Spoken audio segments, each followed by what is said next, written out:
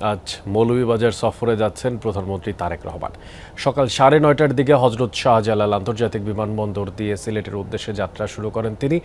আর সিলেট থেকে বাস চোখে যাবেন মৌলভীবাজার পর্যন্ত। আর দুপুর 1টায় শ্রীমঙ্গল এবং 2টায় মৌলভীবাজার সরকারি উচ্চ বিদ্যালয় মাঠে অনুষ্ঠানে যোগ দেওয়ার কথা রয়েছে প্রধানমন্ত্রীর।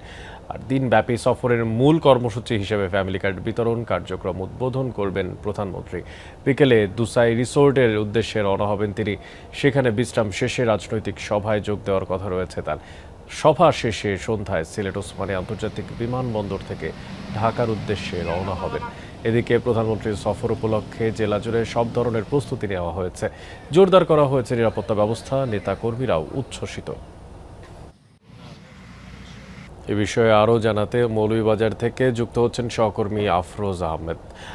আফরোজ, আপনার মাধ্যমে জানতে চাই, আসলে প্রধানমন্ত্রী তো সিলেটের উদ্দেশ্যে রওনা হয়েছেন, কখন নাগাদ পৌঁছাতে পারেন সে বিষয়ে কোনো তথ্য জানতে পেরেছেন কিনা, কিংবা আজকের যে সফরসূচি সে বিষয়েও জানতে চাই এডিশনালি। আসলে ওনার যেহেতু দুইটা প্রোগ্রাম আছে, আজকে শ্রীমঙ্গলে একটি এবং মৌলভীবাজার সরকারি উচ্চ বিদ্যালয়ের মাঠে একটি। এর মধ্যে কিন্তু আমরা যেটুকু জানি যে উনি সিলেট থেকে বাস যুগে আসবেন এবং প্রথমেই তিনি যাবেন শ্রীমঙ্গলের যে প্রোগ্রাম, সেখানে তিনি প্রথমেই যাবেন। তারপর সেটি কভার করে তিনি আসবেন মৌলভীবাজার সরকারি উচ্চ বিদ্যালয়ের যে মাঠ, সেখানে। আপনাকে দেখাতে চাই যে আসলে আইন শৃঙ্খলা রক্ষাকারী বাহিনী তারা তাদের সার্বিক নিরাপত্তা ব্যবস্থা সেটি তারা সেই বলয় তৈরি করেছে। যদিও নেতা কর্মী যারা দলীয় এবং তারা এখনো আসেননি, প্রোগ্রামটা খানিকটা বাকি আছে, হয়তো আসবেন। আরেকটা বিষয় হচ্ছে এই শহরটা এখন খুব ছিমছামে এবং খুব আপনি নিশ্চয়ই দেখছেন যে খরুচে একটা সংস্কৃতি যে ছিল সেটি কিন্তু এবার নেই। অর্থাৎ প্রধানমন্ত্রীর নির্দেশে কিন্তু মৌলভীবাজার শহরে কিন্তু ব্যানার, ফেস্টুন, লিফলেট এগুলো কিন্তু লাগানো হয়নি। তার কারণ কিন্তু উৎসবের যে অন্য সময় যে আমরা যে জিনিসটা দেখতাম সেটা কিন্তু এবার নাই, অনেকটাই ছিমছাম শহর।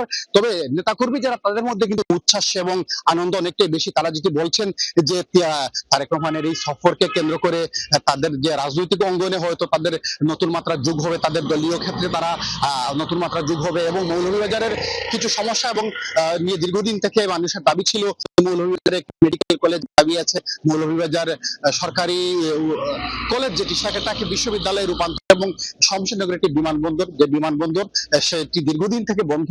অর্থাৎ এটি ব্রিটিশ আমলে বন্ধ হয়ে গিয়েছিল দ্বিতীয় বিশ্বযুদ্ধের পরে।